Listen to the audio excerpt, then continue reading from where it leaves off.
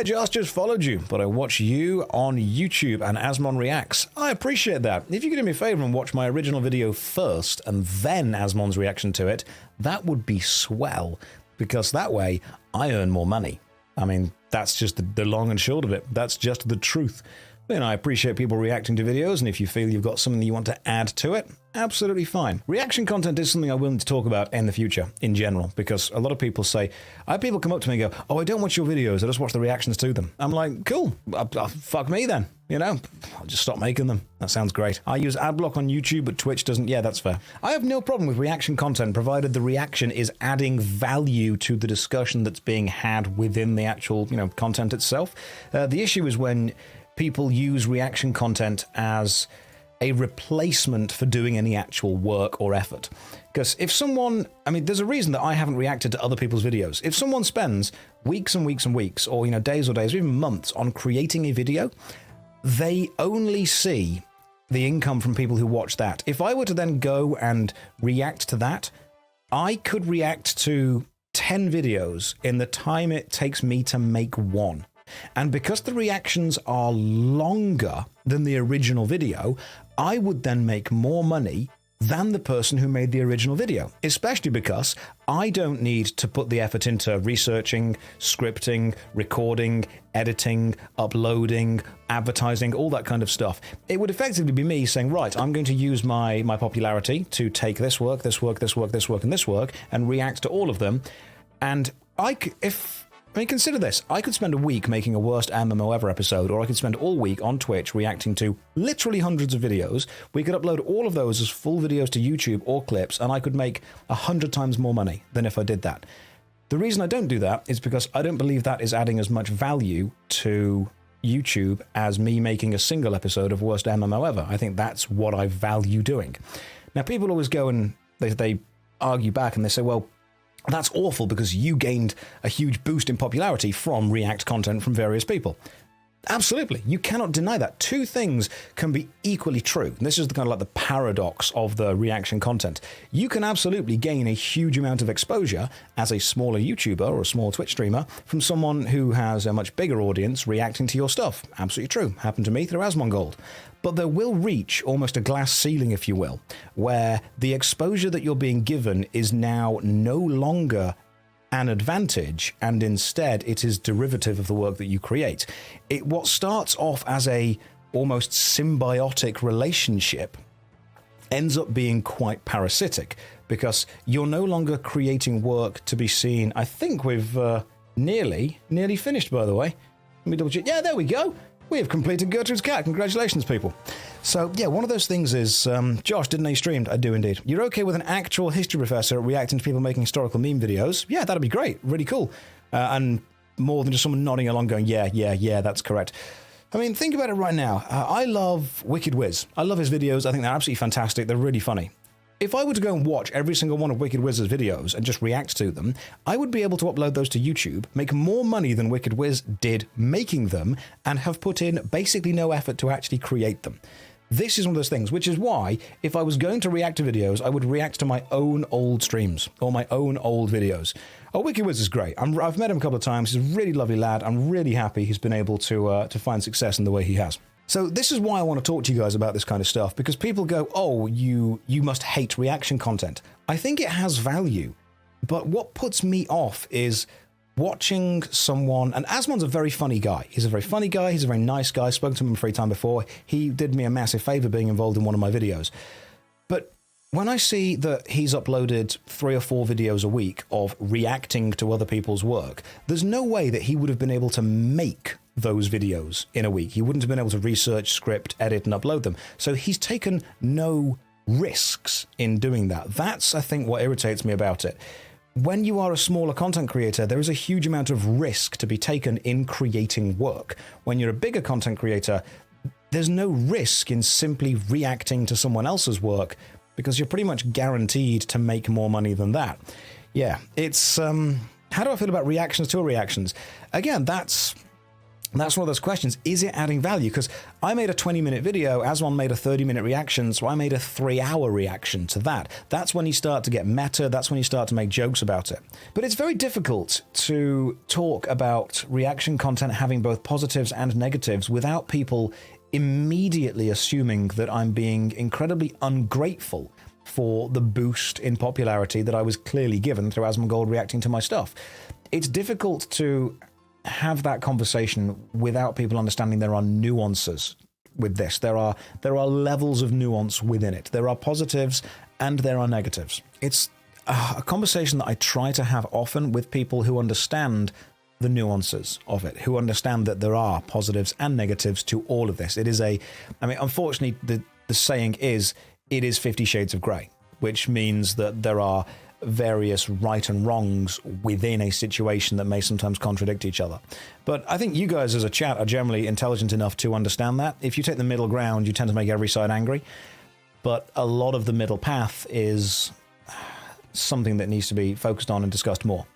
Yeah, you can be appreciative. That's a really good sentence, actually. Prime, that's spot on, GL. You can be both appreciative and critical. I can understand that I have benefited from many things that may have negative consequences for many other people. I can understand that I've benefited from many things that may have negative consequences for me in the future when their benefit to me becomes minimal. It's one of those things where, you can, if someone says to you, imagine you're completely unemployed and someone offers you a job paying slightly above minimum wage. You're incredibly appreciative of that. Thank you, that's fantastic. I'm going to be able to pay my bills, feed myself. This is great. And then you work at the job for a couple of years, your skills improve, you get way better, and you start to realize, hang on, I am now providing value that is greater than minimum wage, therefore I should probably be able to ask for more than minimum wage. And then people come to you and go, oh, are you not appreciative of what you were given?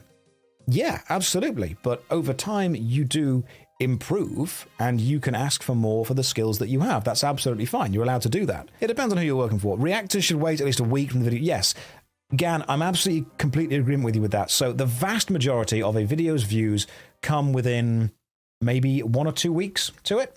And if you can wait for 1 or 2 weeks after someone has created a video to react to it, that would be perfect. Curious about the benefits. One React video Asmongold made on YouTube I liked that not as many subscribers. Notable increase, and I couldn't see any. Oh no, you don't. So the kind of people that are going to watch for a reaction are not going to watch the original video anyway. And whenever people react to my videos, whether it's Asmongold or somebody else, because there have been other people in specific areas, I actually see a slight downturn in views for that video. And I'll tell you why. YouTube has a very limited amount of space to advertise videos to you on the main page. And let's say that I create a video and then someone else creates a reaction video. YouTube will often prioritize that reaction video because it's both longer and will contain me and whoever is reacting to me, which is going to be a larger audience draw. So YouTube has a limited amount of space to advertise. It will always prioritize. Do I see an increase of subs?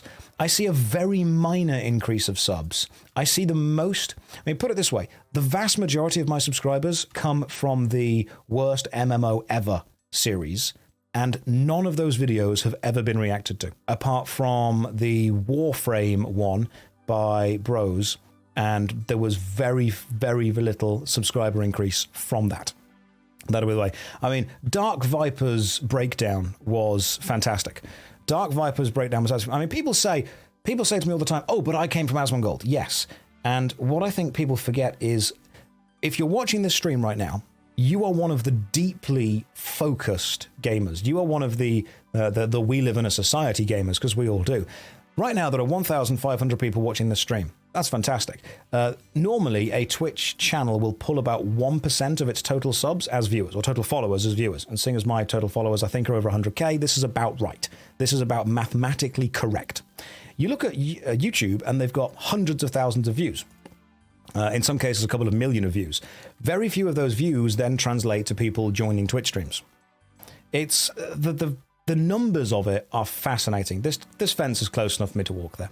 The numbers are absolutely fascinating. Yeah, the more specific you get, the more niche you get, the fewer people you end up bringing with you. And if you're watching me on Twitch, chances are you probably did discover me from somebody else. It's an interesting kind of flow chart, if you will, of people and of movement and of views and of places. And I think that in order to discuss this, you have to discuss it you have to remove the emotion. You really do have to remove the emotion. It's the opposite of YouTube in a way, kind of, yeah. You have to completely remove the emotion from it and say, right, this is practically what's happening. These are the numbers. This is where it's going from and coming to. A lot of this stuff doesn't have an understood rule set, or if it does, it was complicated. Yeah, pretty much. No one understands the YouTube algorithm, least of all YouTube. They don't. They genuinely don't. I mean, sometimes my videos will get recommended, sometimes they won't. Sometimes the reaction of the video will get recommended instead of anything else. And that's one of the irritating parts. If the reaction to a video gets recommended over the original video itself, because not only is a view going to the reaction, which is fine, but then they will not come and watch the original, which is irritating. I'm absolutely fine if people want to watch my videos and then a reaction to them. If anything, that should be the best way to do it. I mean, I've tried to do reaction stuff to other people, but instead of reacting to their video, I've just made another video adding on to it. So you kind of need the first video for context. People say, why don't you quit Twitch then? I've actually considered that, because Twitch, as far as when you consider the income and the outgoing, Twitch is much, much lower than YouTube. But the reason I do Twitch is because it makes me happy, and I value it. And I think that what I am doing on Twitch and what we are sharing together has value. I think it's fun. It fulfills me, because if I was just sat in a room the entire time doing nothing except, playing videos in order to make videos about them, playing games to make videos, I would be remarkably bored. And that has happened for a long time. I've sat there for absolutely bloody ages, and it's just been boring to me. No, I'm not close enough to the fence. Could you please walk me a little bit closer? That's perfect. Thank you very much. So yes, I have spent, hours and hours and hours trying to just sit in my room and make videos. And that was very lucrative as far as YouTube goes. It was great as far as the YouTube kind of popularity and gain and algorithm goes, but I also felt remarkably lonely. And yeah, you succeed, but and this is another one of those conversations where whenever I complain, it's not necessarily complaint, it's more an observation, because I've got a lot of great things in my life that I'm very proud of and very happy to have. But whenever I make an observation about the negatives of the lifestyle, people always go, oh my God, I can't believe you're complaining. You play video games for a living. Yeah, of course I do. I play video games for a living. It's great. I'm super happy with the vast majority of what I do. I think it's fantastic. But there are issues that you'll face issues in any job. When someone says to you, it's not like that old saying, have you ever been sad or upset and someone said, oh, you can't be sad, other people have it worse? Okay, that's absolutely true. But if you say that to someone, does the opposite also apply? Can you say to someone, oh, you can't be happy, other people have it better? It's a bit of a false equivalence and a bit silly and doesn't work too well like that. So what I tend to do is say, yeah, I've got a vast majority of positive stuff in my life, but you must also acknowledge that there are negatives that come with it as well. And the negative that comes with trying to make your living making videos is you have to pretty much stop your social life entirely. That's what it is. Completely stop your social life. So I stream Friday, Saturday, Sunday. Okay, fantastic. I can't complain about that. It's a choice I've made personally. What it does mean is if any of my friends say, hey, Josh, you free Friday, Saturday, Sunday night? The answer is no. No, I'm not. I'm working. So my free day is in the middle of the week. The vast majority of the week time, places close early, people don't have time off. If I want to edit and get a video out, once every week or once every 2 weeks, I've got to prioritize editing over that. Going to conventions and stuff is one of the only times that I get to really see people. And one thing that I don't do at conventions, and you'll notice this, I very, very rarely take pictures or videos or even document my process of being at conventions. One of the reasons I don't document my stuff at all the conventions is as soon as I do that, it becomes work.